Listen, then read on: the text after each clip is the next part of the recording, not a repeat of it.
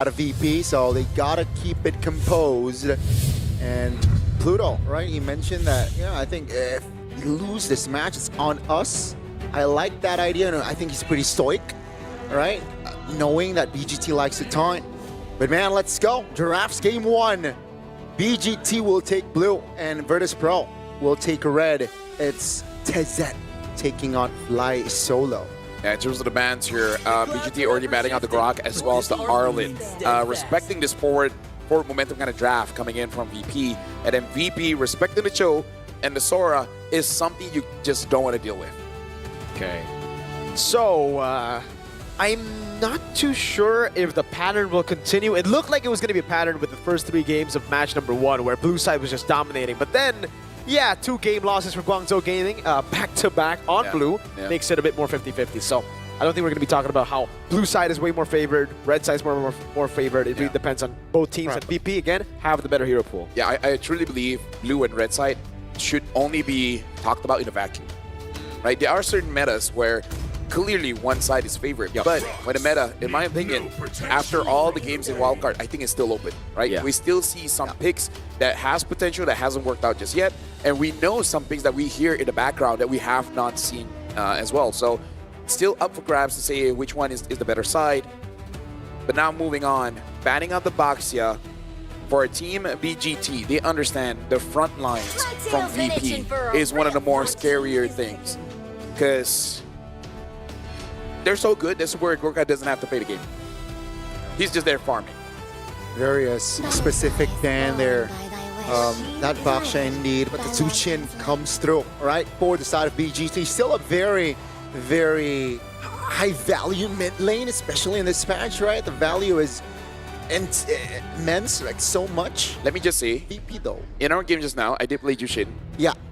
I don't notice that big of a difference in terms of the mana. I noticed the mana difference, but at the same time, I'm like, big whoop, big deal. When I need to fight, we still get the kills. So I'm more than happy. But that's usually, you do well when there's no Yve on the other side. When there's a Yve on the other side, it's still a counter, especially because of the nerfs. Yeah, sure, you don't feel it as much, but it's still a big nerf. Yve's gonna have a better lane compared to you, and I like the fact that VP take away the combo that they love to have on the Juicin. Usually it's always Juicin high-lows for them. So they take the high-lows away from BGT, and they go for the Yve. And again, it is a comfort for Pluto. He is the high-lows that has made it work, where he fought against the Jushin and did not die at all. To banish all darkness. Yeah, that was high level of high-lows gameplay there, but BGT will lock in the Lancelot here. Another hero that is very popular in the jungler position, very fast and mobile. It's gonna be the Uranus though. A hero that we did not get to see in the first match. Opinions, Mirko, between Uranus as well as Yuzong. What do you think really suits here? Yuzong. Yuzong? Yeah, for sure. I think you need a little bit more dive to bypass that front line to deal with the Yve, especially considering, again, right now, VP still have a lot of ways. They have a lot of ways to deal with the Uranus right now, and that's, I guess, another addition to the damage, especially early game, because if you snowball against the Uranus, you're only really tanky if you get ahead. You're a tempo merchant, right? Yeah. Here, I don't think that's going to be the case. I don't see it. By the way, Zara Egoist, one thing about him that Bomba told me before he could play was he's great because he can actually play Fanny at a high level. And that really will start to create more fear over VP as we get into the main stage if they make it. Because Zaur now, that's another hero that you're expecting to be banned on blue or red.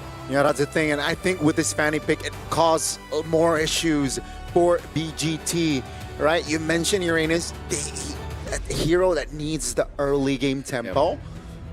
And I feel like with this sort of approach, it's nasty. Virtus Pro wants to play that early game as well.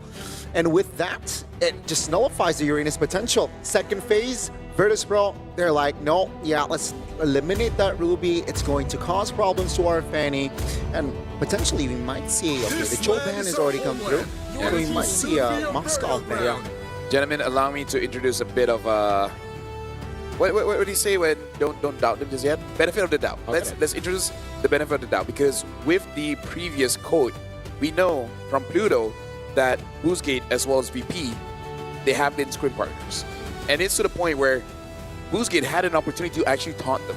Yep. That means that they have won some games. And they for sure know what Zaro can do on this fight.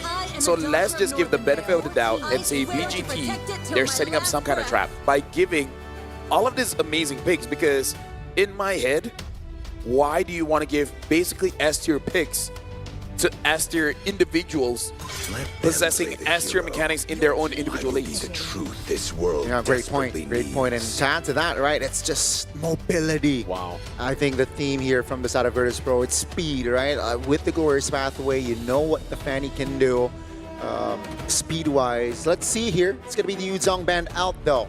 So 2 Alice. fighters. Alice is open. Yeah.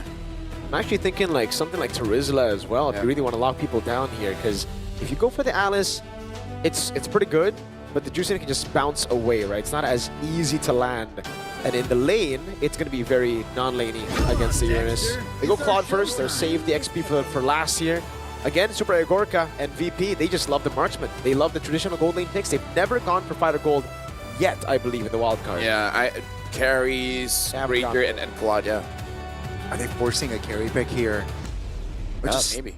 is not ideal, I feel like, with this composition.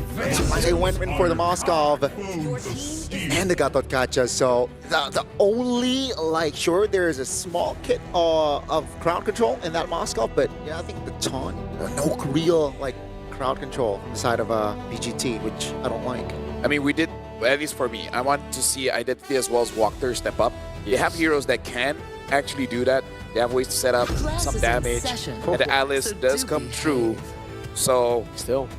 I would say VP, like you said, Mirko, they're the best at fundamentals. They can do it simple. It does seem like Boostgate, they're reaching just a little bit, especially with these arenas. I am interested to see how they're gonna pilot this draft. Yeah. Yeah, especially with a lot of speed and a lot of, like, dive potential from the side of Virtus Pro. With minimum crowd control, will they be able to control fights? Yeah, Or will it be just Virtus Pro just ramming them down? Yeah, without context, looking at the numbers, BGT has the advantage when it comes to the draft, but you know how I feel about numbers. I can read them. You don't like numbers and papers. One day I will learn. But for now, ladies and gentlemen, we are jumping into the first game of this best of 5 between Virtus Pro going up against Boostgate. Virtus Pro are the favorites here. But Boostgate, can they retaliate? All troops deployed. Landed on, here we go for game 1. Ladies and gentlemen, Welcome to remember it's a Mobile best of 5. And yeah, BGT here trying to gain momentum early with that Uranus pickup in the first phase. Going up against Zar on that Fanny. Let's see. We saw Fanny game in the last match. Did not win. Well, But it was Zar. amazing. It was. Amazing. Yeah. Let's not forget that. But let's see if Zor can find a different outcome. Yeah, 0% win rate on the Fanny so far in wild card. That's gonna be a knockup over on Catcon with the Juicing, but Sour will be the one to claim the Lethal Wanderer. Yeah. And Boostgate, they're not fighting, but they are prepared just in case if Virtus Pro really want to move forward. Identity is really utilizing the advantage that even though Bobber has an advantage on his Eve, he's using this advantage of the Jushin going up against that Hyla. So in a way, neutralizing the lane. Definitely. And talent-wise here, the Uranus, he went for tenacity and a basic common emblem. So yeah, more rotations and more sustainability as well. So far, it's all good here. Lethal ignition for that tiny on the bottom side. That's a lock onto Zar. Not level 4 yet. Yeah. I want to see how RX will perform here because so far, win or lose, he's very consistent with the fighter build here on RX. Super Goka gets out of that. He smelled that coming from a mile away or a kilometer. Depends on where you live. But it was a really good a gank anyways by Kazue, because it made him miss the gold cannon minion. Level 4. And I think both teams are just hovering around, you know, waiting for an overextension. The turtle is up here. And Fanny versus Lancelot is slightly favoring the Lancelot. Let's see though. The zone, Arlo gets the down. Oh, with the Throne of Ruin as well. Red Tree still going to Sour Egoist. Wow. Despite the Phantom Execution combo, Pluto now with the Glorious Pathway will try to zone XC away. Virtus Pro with a big win and up there from XC. Mirko, can I just say it's rare for me to say a Fanny winning a retry fight Yeah, that's why. against a Lancelot. That's the thing. Zaur. That's the thing. I thought that was a sure, like a neutral objective, but it seems like Zar perfectly timed, like clutch or retribution, and that might be enough to set a foundation here for Virtus Pro. It is 5 man already. Trying to establish some form of control. 3 minutes in, and Virtus Pro already saying that this is our map. Virtus Pro with almost 1,000 gold lead here at the start of the game with a kill and a turtle.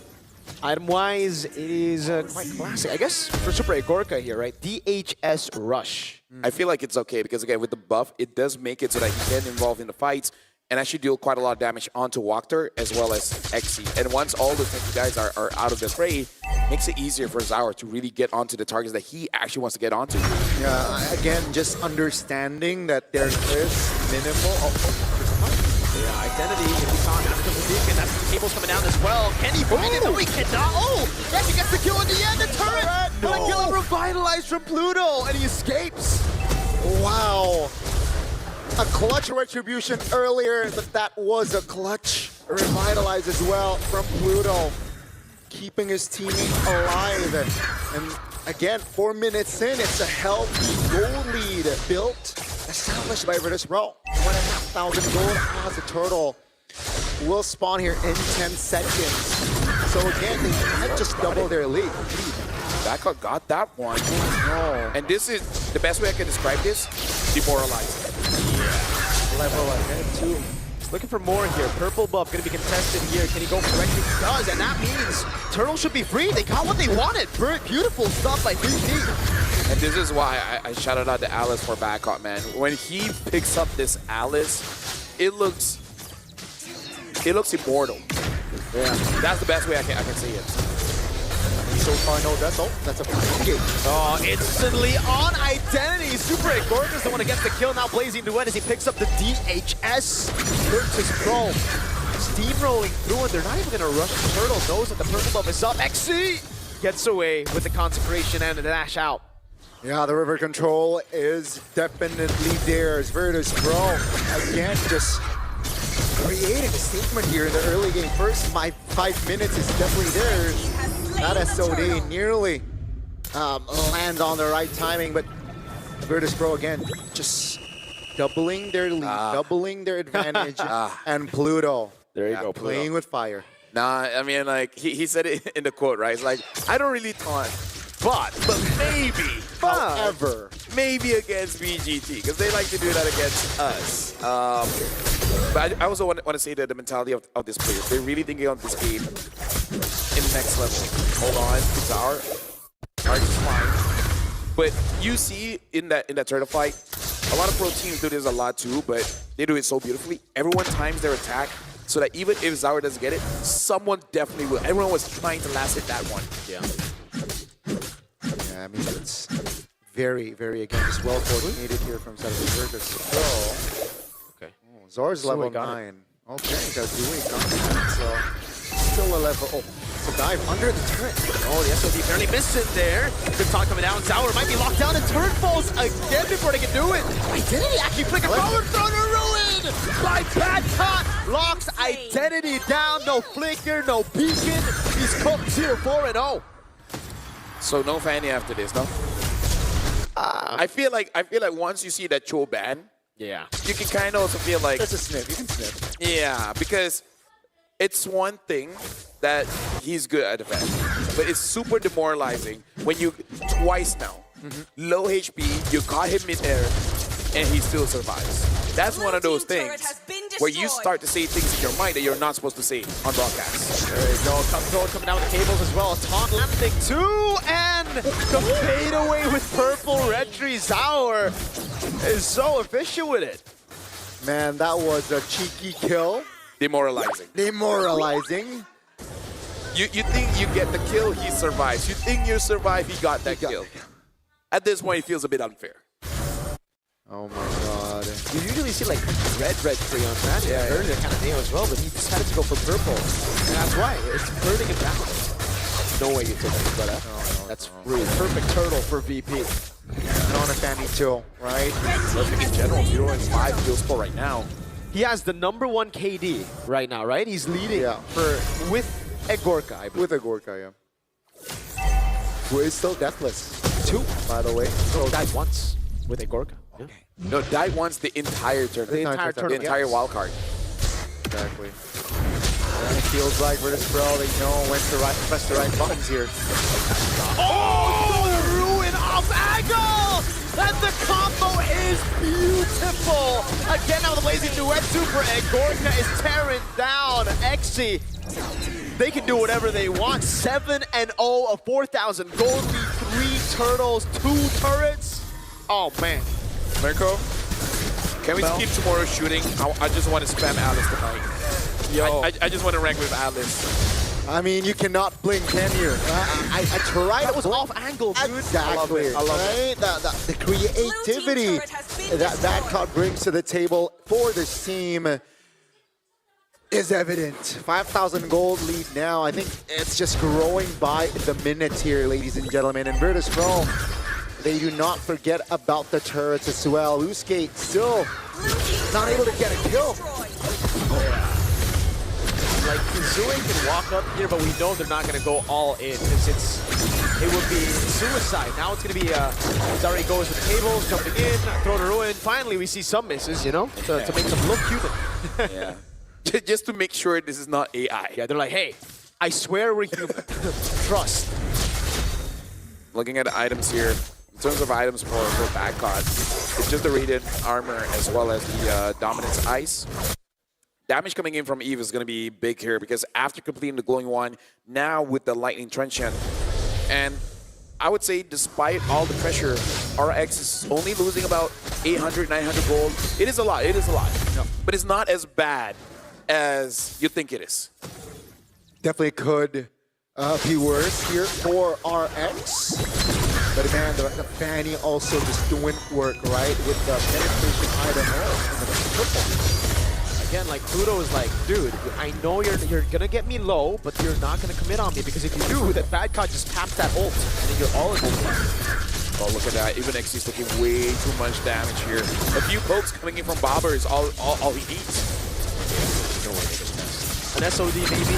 RX actually timed it really well, but Sour ain't that guy. He's not the type of guy to leave it to just basic attack. He can wreck you. Yeah, there were multiple bodies as well, just trying to block that Lord Steel attempt.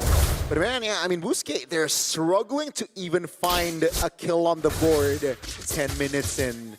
And that just shows levels here. Virtus Pro, though, if they are able to keep this tempo, Icy. they're able to just maintain the pressure. You might see an early game. RWM coming down as well. Oh. That's super Egorka with lazy duet flicker in as well. Gets to Uranus. Almost takes him down. Exy got out with the flicker. Now a Lord up top as Sour goes in for the turret in the bottom lane.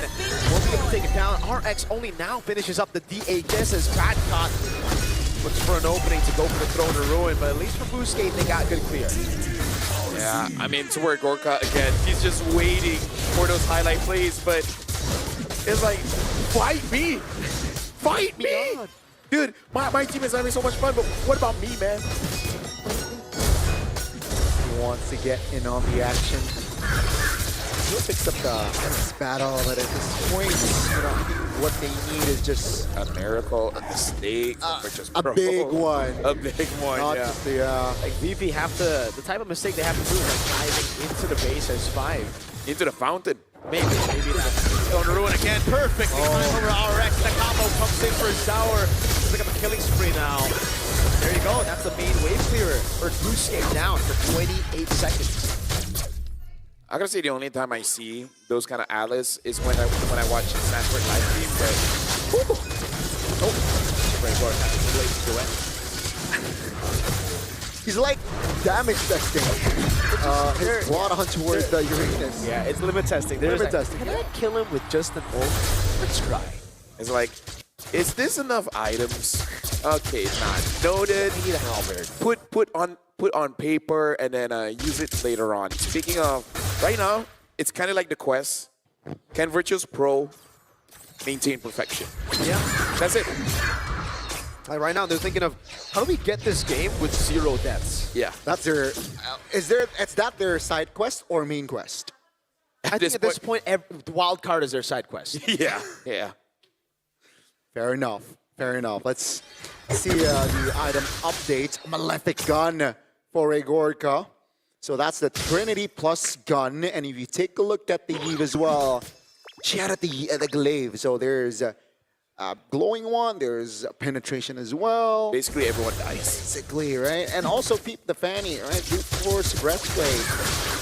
That's again just respect. I think Dar understand that he wants mobility as well. And yeah, 8,000 gold lead. It's like, you sure, buddy? That's a lot of damage. Man, you sure? Are you sure you want to bring a sword to a gunfight? Yeah.